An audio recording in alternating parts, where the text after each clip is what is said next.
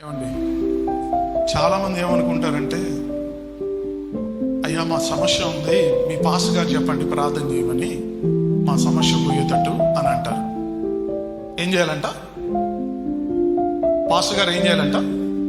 ప్రార్థన చేయాలి.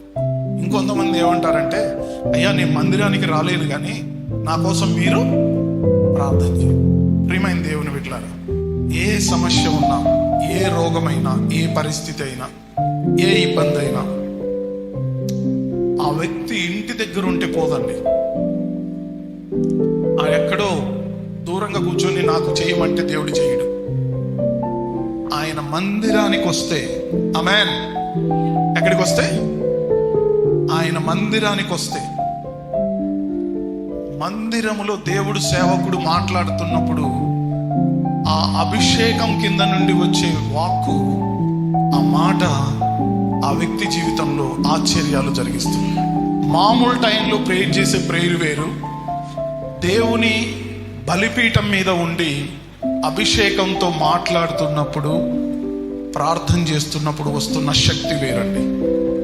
హల్లెలూయా. అందుకే దేవుని మందిరంలో అంత బలమైన శక్తి ఉంది.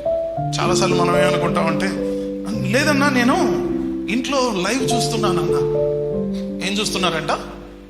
నేను రాలేకపోయాను కానీ ఏం చూశాను? ఇంట్లో లైవ్ చూశాను. ఇంట్లో లైవ్ వేరు, మందిరంలో ఉన్న అభిషేకం వేరు.